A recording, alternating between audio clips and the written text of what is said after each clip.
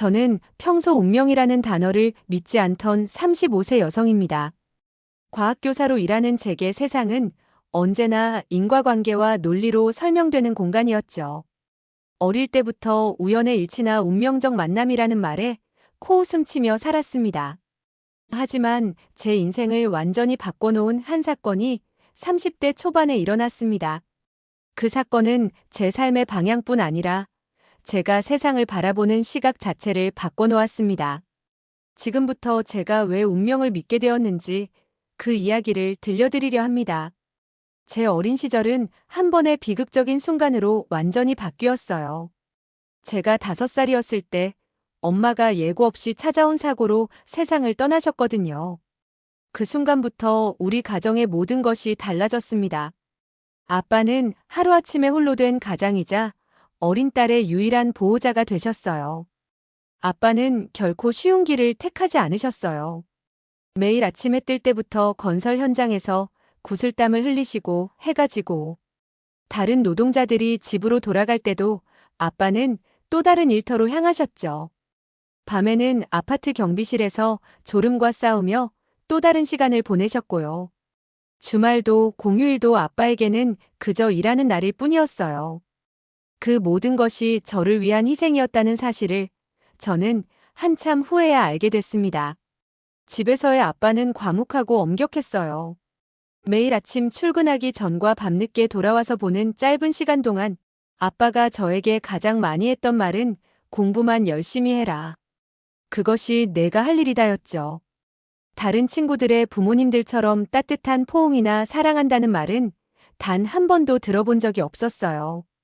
어린 마음에는 그게 아빠가 저를 사랑하지 않는다는 증거처럼 느껴졌던 것 같아요. 그렇게 저는 아빠가 단지 의무감에서 저를 키우는 거라고 생각했고, 성인이 된 후에는 자연스럽게 거리가 멀어졌습니다.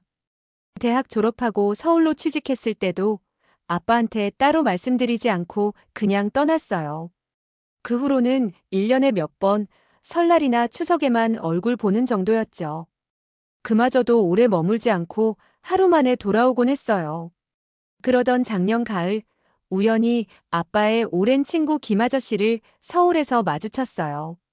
아저씨가 절 알아보고 반갑게 인사하셨죠. 커피숍에 앉아 이야기하는 동안 김아저씨는 제가 전혀 몰랐던 아빠의 이야기를 들려주셨어요. 내가 초등학교 3학년 때 심하게 아팠던 거 기억나니? 그때 아빠가 사흘밤을 꼬박 내 옆에서 지키고 있었어. 일도 안 가고. 내가 잠들면 손등으로 열 째고 숨소리 듣고. 그렇게 밤새 지켰다니까. 처음 듣는 이야기였어요. 기억나는 건 아빠가 약만 주고 빨리 낫지 않으면 병원비가 많이 나온다고 했던 것뿐이었으니까요. 그리고 내 대학 등록금 그거 알아? 아빠가 평생 아끼던 본인 아버지한테 물려받은 골동품. 시계랑 내 엄마의 유품까지 다 팔아서 마련한 거야. 다른 건 다 팔아도 내 엄마 물건만큼은 절대 안 팔겠다고 했던 사람인데.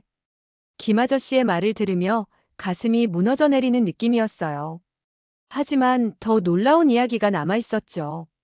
내가 서울로 떠난 후에도 아빠는 내 생일마다 내가 어릴 때 좋아하던 그 초코 케이크를 사와.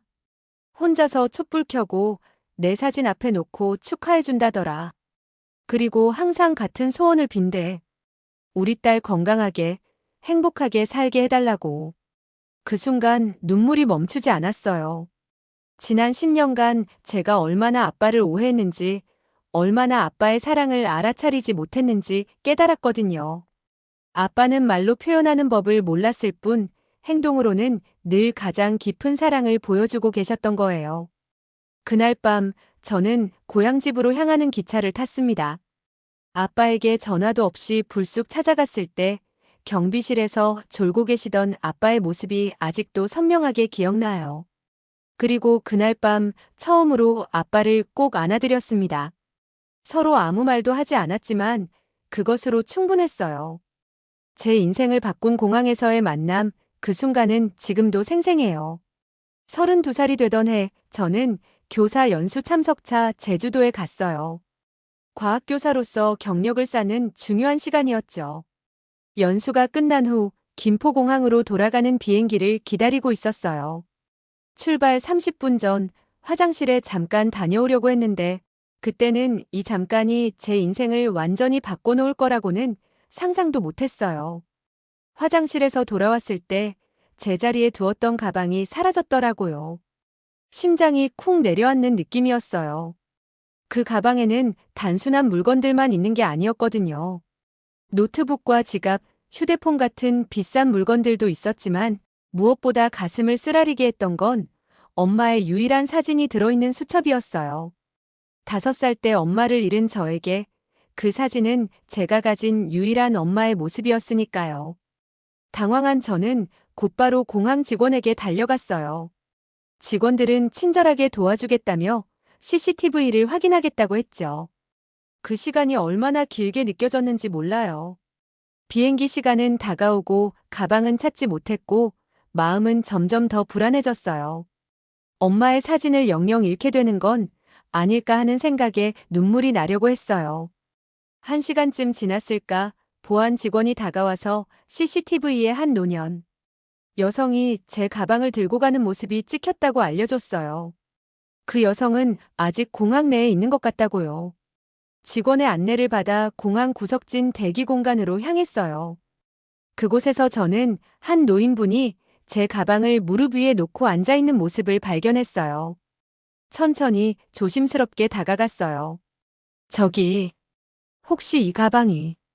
제 말에 노인은 깜짝 놀라며 고개를 들었고 갑자기 미안한 표정을 지었죠.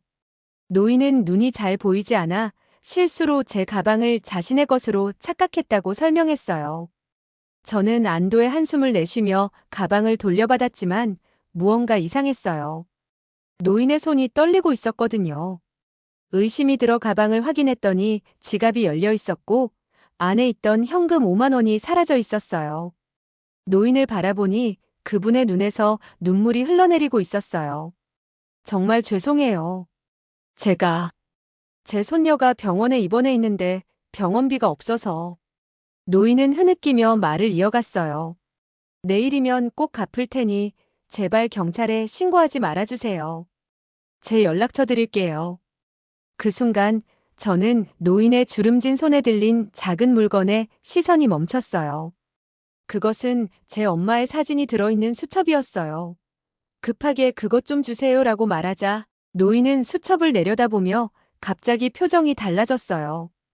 이 사진 속 여자가 저와 너무 닮아서. 노인은 말끝을 흐렸어요. 그 말에 저는 순간 멍해졌어요. 수첩을 들고 있는 노인의 얼굴과 제 기억 속 엄마의 모습을 번갈아 바라보게 됐어요. 그리고 무언가 이상한 연결고리가 느껴지기 시작했죠. 그 순간의 느낌은 정말 말로 표현하기 힘들어요. 가슴이 쿵 내려앉으면서 동시에 온몸에 전율이 퍼지는 것 같았어요. 저는 노인의 말과 수첩 속 사진, 그리고 노인의 얼굴에서 느껴지는 묘한 친근감이 머릿속에서 하나로 연결되는 걸 느꼈어요. 가슴이 두근거리면서 입이 바짝 말랐지만 용기를 내어 조심스럽게 물었어요. 혹시 박미영 씨를 아세요? 그 순간 노인의 눈이 커지더니 충격으로 몸이 굳은 듯 했어요. 주름진 손이 더 심하게 떨리기 시작했죠. 그건 내 딸 이름인데 30년 전에 사고로 잃었어. 그 말을 듣는 순간 시간이 멈춘 것 같았어요. 숨이 멎을 것 같았죠. 박미영은 제 엄마의 이름이었으니까요. 머릿속이 하얘지면서 동시에 1000가지 생각이 스쳐 지나갔어요. 이게 어떻게 가능한 일일까? 이 우연이 정말 우연일까? 이분이 정말 내 외할머니라면? 떨리는 목소리로 물었어요. 저는 박미영의 딸이에요. 제 이름은 정수연이고요. 노인의 얼굴이 백지장처럼 하얘졌어요. 그리고는 갑자기 울음을 터뜨리며 내 손을 잡으셨죠.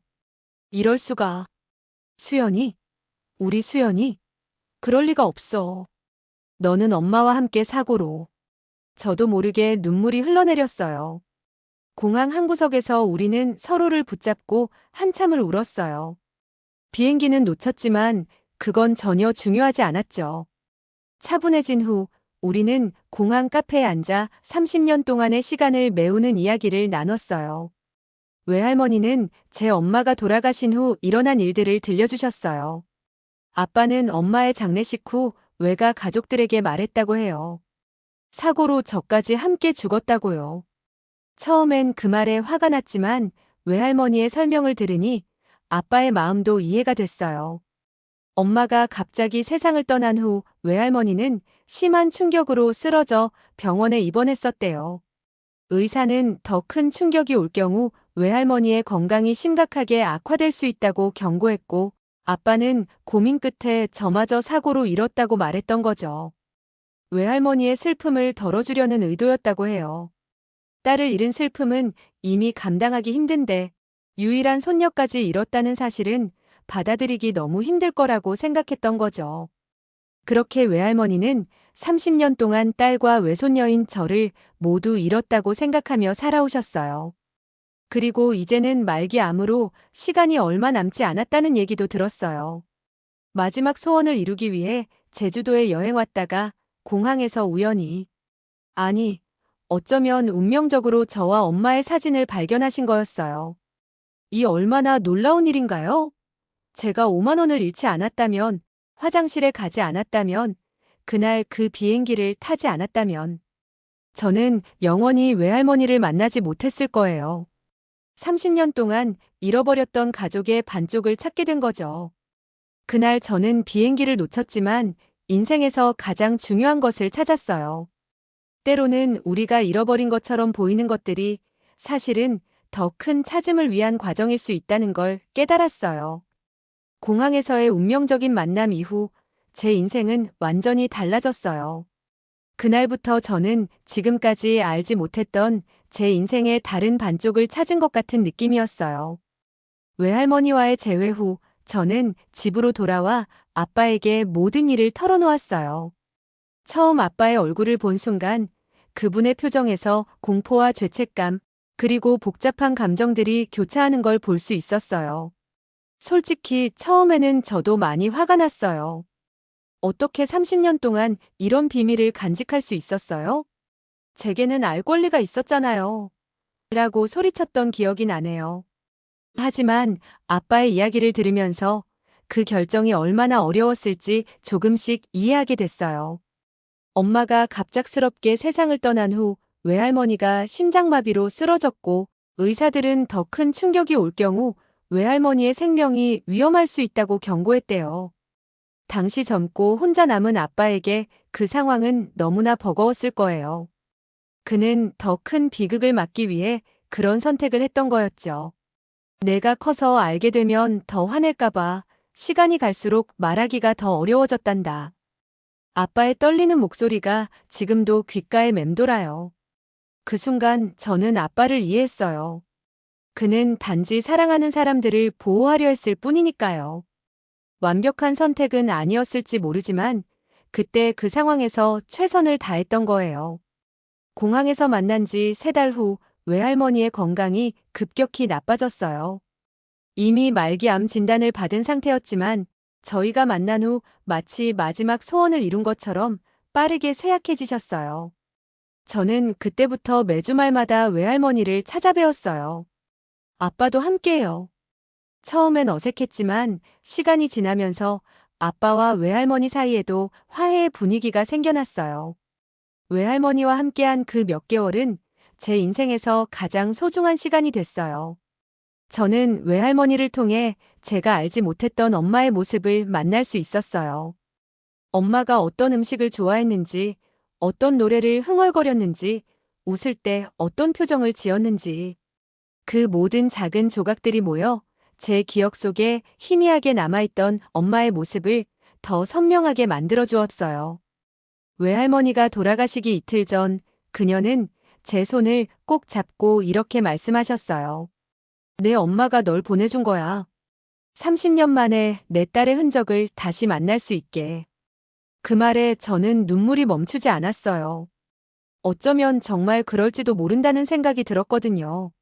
과학을 가르치는 교사로서 저는 항상 모든 것을 논리와 증거로 설명하려고 노력했어요. 하지만 이 경험은 제게 다른 차원의 진실을 보여줬어요. 그날 제주도 공항에서 일어난 가방 분실이 아니었다면 저는 영원히 외할머니를 만날 수 없었을 거예요.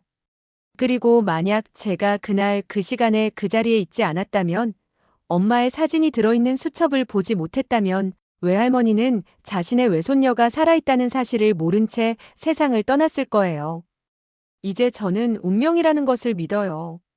가끔은 우리가 이해할 수 없는 방식으로 인생의 퍼즐 조각들이 맞춰지는 순간이 있어요. 그 조각들이 어떻게 맞아떨어지는지 논리적으로 설명할 수는 없지만 그 순간의 완벽함은 부정할 수 없죠. 오늘날 저는 학생들에게 과학의 중요성을 가르치면서도 세상에는 때로 우리의 논리와 이성으로는 완전히 설명할 수 없는 신비로움이 존재한다는 것도 함께 이야기해요. 제 경험을 직접 예로 들면서요. 우연과 필연, 그 미묘한 경계에서 삶의 가장 아름다운 순간들이 펼쳐지기도 한다는 것을 말이에요. 어쩌면 우리는 모든 것을 이해하려고 노력하는 대신 가끔은 그저 그 순간을 받아들이고 감사하는 법을 배울 필요가 있는지도 모르겠어요. 제 인생에서 가장 소중한 교훈이 바로 그것이었으니까요.